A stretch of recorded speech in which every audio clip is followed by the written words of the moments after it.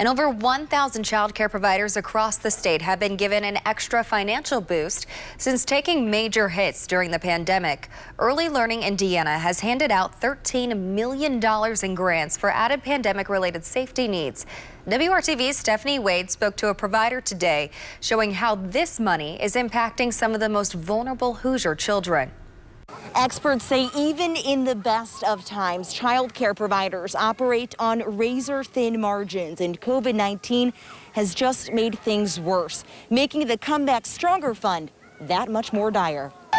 Ooh, big muscles. The whole goal was when this was all over or we were able to come back, we could come back, right? We still had our staff. East 10th United Methodist Children and Youth Center serves families on the Near East Side and was forced to close in the beginning of the pandemic. We have a lot of families that have essential jobs that are out there, home health care. Those never ended. You know, if you're a manager at a gas station, you need to be there, you know. So we just really needed to open up. Reopening in June, they knew they had to add many safety precautions, which increased expenses. Everything from outdoor check-ins and screenings, installing an outdoor sink for kids to wash their hands before entering. Sanitizing units for the classroom where, you know, if you're playing with the toys, they can instantly be sanitized right away.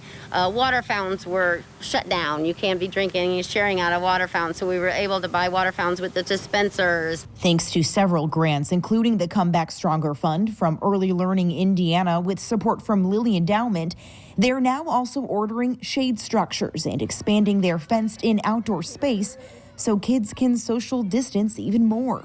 One of the most important things I think many families have learned throughout the pandemic is the importance of childcare. It is essential for our children's well-being, our own well-being, our family's well-being, and really for our communities, because without great childcare solutions, we can't work. So far, Early Learning Indiana has awarded $13.1 million to 1,025 providers across the state, with anywhere from $2,000 to $40,000. Depending on enrollment and need.